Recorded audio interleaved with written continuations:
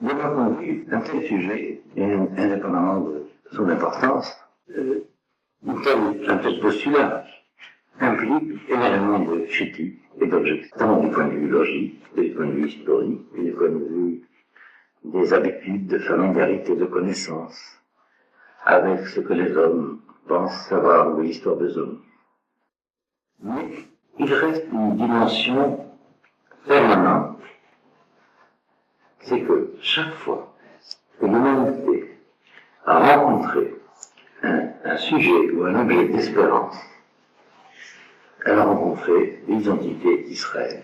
Dans la civilisation contemporaine, il est facile de savoir que les porteurs d'espérance sont issus du peuple d'Israël. Chaque fois qu'un homme donne l'espérance de l'identité humaine aux autres hommes, il faut savoir qu'il s'agit de l'espérance d'Israël.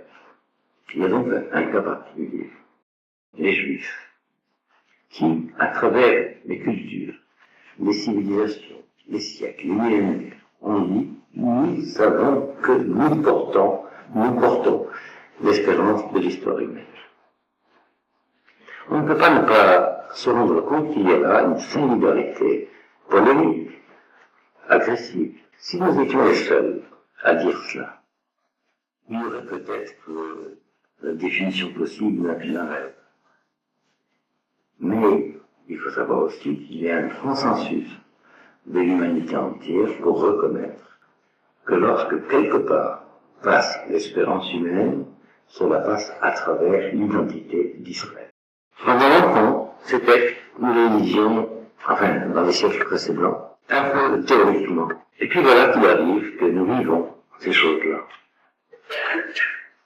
Il faut savoir que la génération actuelle du peuple juif est une génération témoin de ce que les civilisations non juives ont échoué parce qu'elles n'ont pas voulu accepter le principe du monothéisme d'Israël, c'est-à-dire que celui qui a créé la nature, le monde, c'est celui-là même qui a révélé la loi morale. Et lorsque nous disons que Dieu est un, cela veut dire d'abord cela, que le créateur du monde, que le créateur de notre manière d'exister, et que celui qui révèle la valeur morale, c'est le même.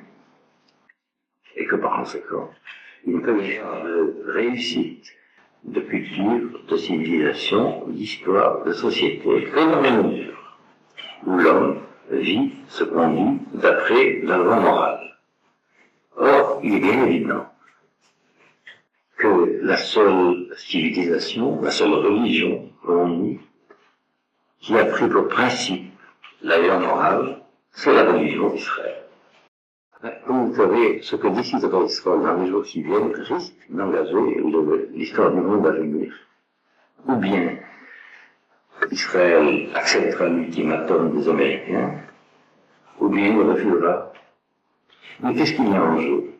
Ce qu'il y a en jeu, c'est le sujet que nous avons ce soir. Qui est homme?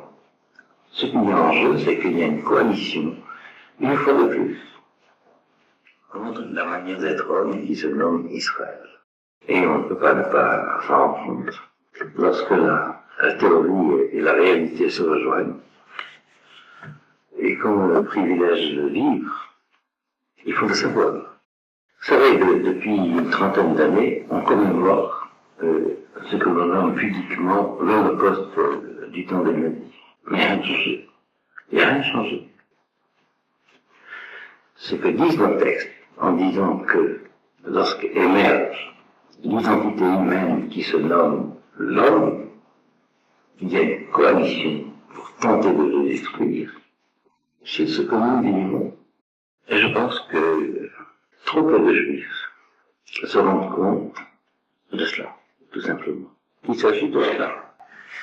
Lorsque on a une foi, des articles de foi, une croyance à laquelle un peuple s'est voué pendant 3600 ans.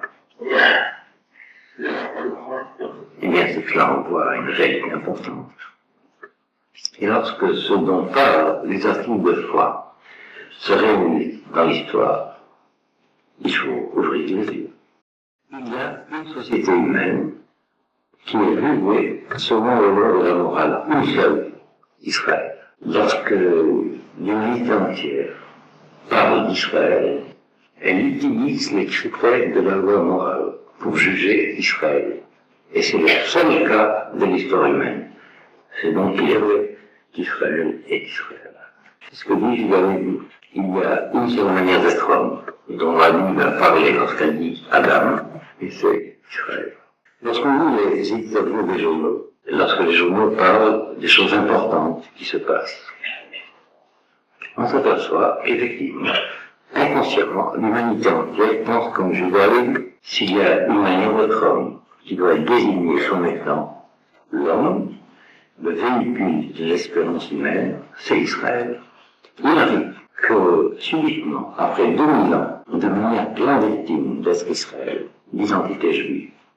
Et l'identité juive, ça veut dire l'exil. Lorsque subitement, après 2000 ans de clandestinité d'une telle identité, apparaisse une société politique qui prenne en charge et en héritage ce projet de la tradition d'Israël en hébreu, et qu'elle risque de réussir, eh bien l'universel humain est contre. Donc ça doit nous faire réfléchir.